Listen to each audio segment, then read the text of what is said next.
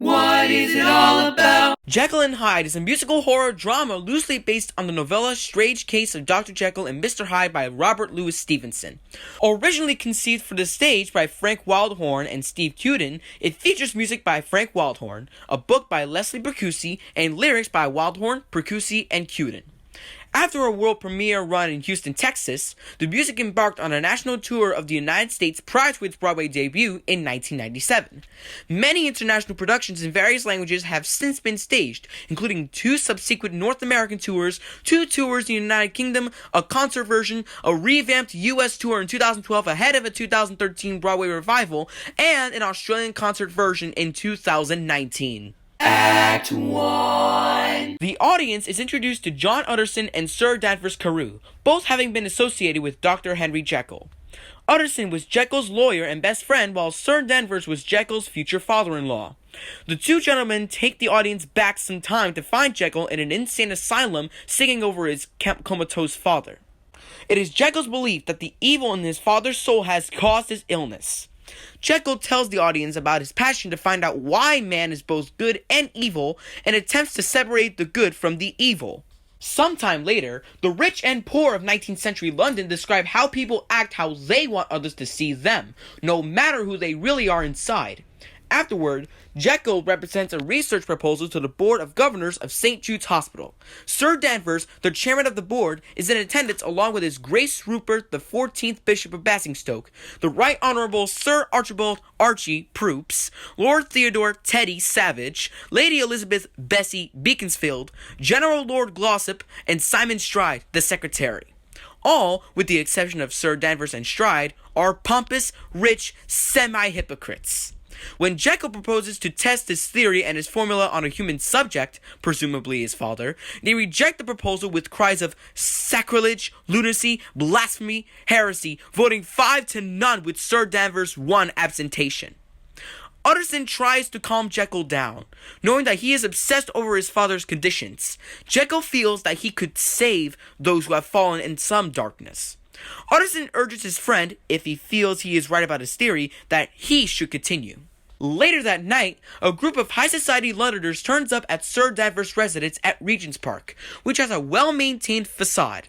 Sir Danvers throws a showy party for his daughter Emma, for her engagement to Dr. Jekyll, to which Jekyll is late. During the party, the guests, which include the governors and Stride, mention how worried they are about Emma being engaged to a madman, but both Sir Danvers and Emma back up Jekyll. Stride, who has feelings for Emma, speaks to Emma in private and tries to reason her out of her engagement, but she quickly turns him down, saying she feels she can be who she wants to be with Jekyll. Jekyll arrives late as usual, just before the party leaves to go see the fireworks, and shares a moment with Emma. Though he warns her he may always be busy with his work, Emma swears she will be beside him through it all. Sir Danvers returns as Jekyll leaves and expresses to Emma that he considers Jekyll like a son to him, but finds it difficult to tolerate his behavior at the cost of losing his daughter.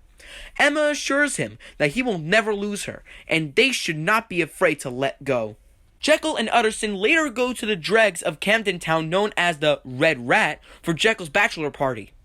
Prostitute Lucy Harris arrives late and is in for some trouble with the boss, known as Spider, but she dismisses it for now. Despite her position in life, she is seen to be kind-hearted and well-liked by her coworkers, but has moments of contemplation about her life. Guinevere, the German manager of the Red Rat, then breaks Lucy's reverie and then sends her out on stage to do her number, which captivates Jekyll. After the number, Lucy begins to circulate among the clientele. Spider approaches Lucy and after striking her hard across the face, threatens to kill her if she is late again. Jekyll approaches Lucy after witnessing the Spider's actions and intends to help her as Utterson is led away by another bar girl. Jekyll and Lucy are drawn to each other in a way that promises each of them a great friendship. Jekyll admits Lucy's song has helped him find the answer to his experiment. Utterson reemerges, and Jekyll tells Lucy that he must be on his way. Before he goes, he gives Lucy his visiting card and asks her to see him should she ever need a friend. As Utterson and Jekyll arrive at the latter's residence, Utterson notices that Jekyll is in a better mood. Jekyll informs him that he has found a subject for his experiments. Utterson recommends that Jekyll go straight to bed and departs. Jekyll dismisses his butler, Poole, for the night and proceeds to his laboratory, excited that the moment has come to conduct his experiment. Keeping tabs on the experiment to his journal, Jekyll mixes his chemicals to create his formula, HJ7, and injects it into the subject, himself. In some versions, he drinks the formula, as he did in the book. After a minute of the potion's side effects, he writhes in pain, and is taken over by an alternate, aggressive personality.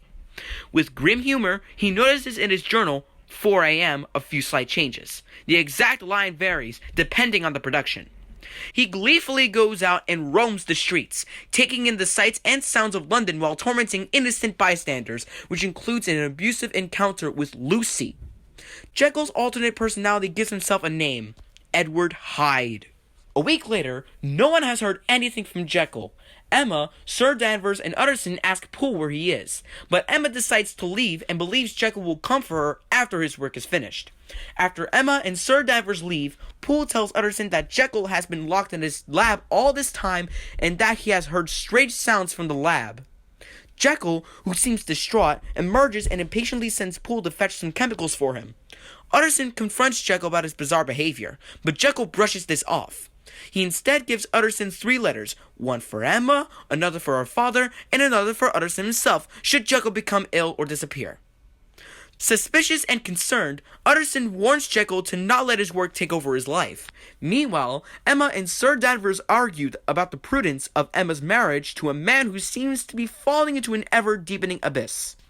Emma again tells her father that she understands that Jekyll's work is important.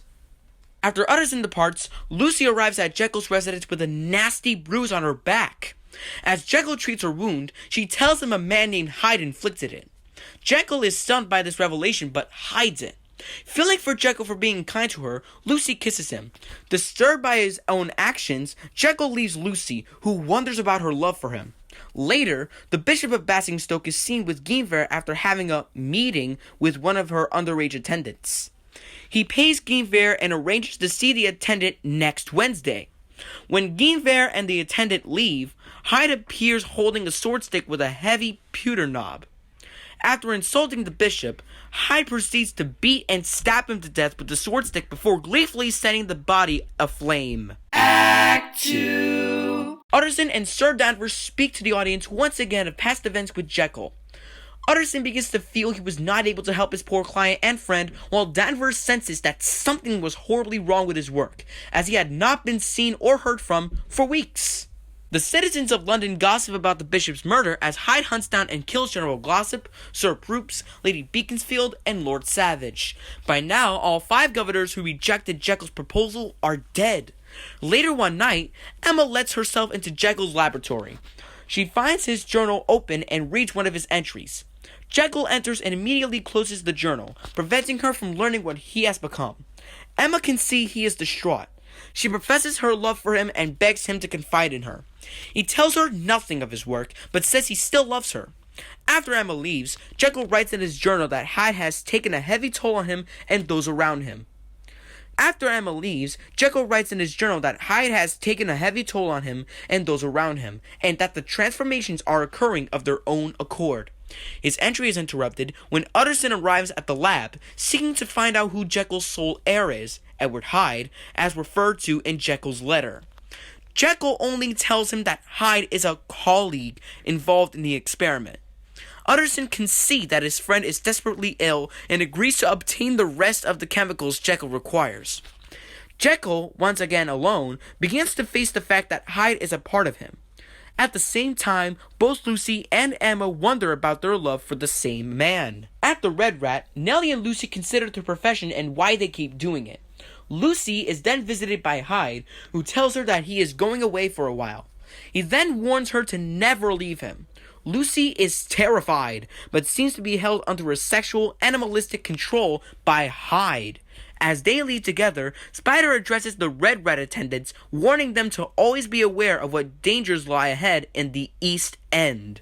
Utterson comes to Jekyll's lab with the rest of the chemicals and a secret envelope and discovers Hyde, who informs him that the doctor is not available tonight. Utterson refuses to leave the package with anyone but his friend, and demands to know where he is. Hyde replies that even if he told him, Utterson would not believe him, when Utterson insists to see Jekyll or he will alert the police. Hyde angrily attempts to attack Utterson, who threatens him with his sword stick.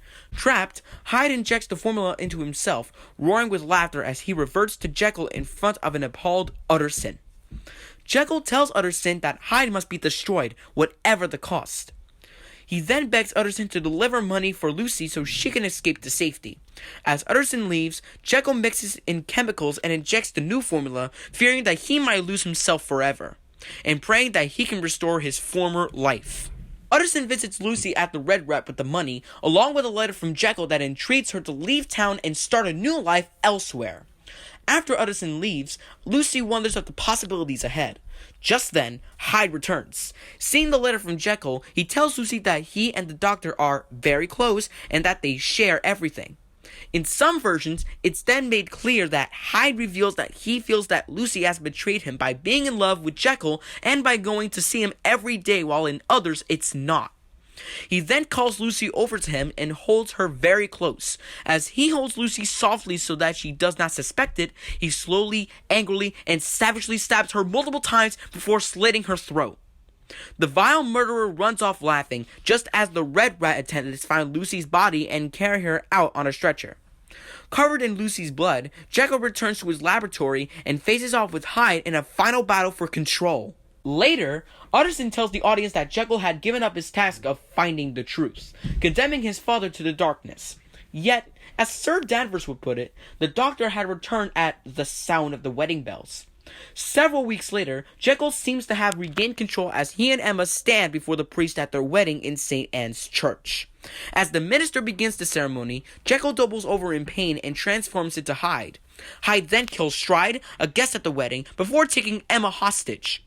At the sound of Emma's pleading voice, Jekyll is able to regain momentary control. He begs Utterson to kill him, but Utterson cannot bring himself to harm his friend.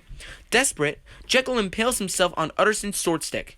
Emma weeps softly as Jekyll dies, finally free of Hyde's evil control. The end! Hey there guys, Robert here.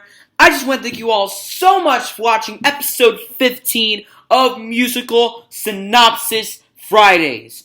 If you haven't done so yet, please smash that like button, subscribe to this channel, and tap the bell icon to get notified so you don't miss a new video from me as we're on the road to 3,000 subscribers. And again, I would like to thank you all so much for watching this episode, and I'll see you all in the next video. Peace out, guys.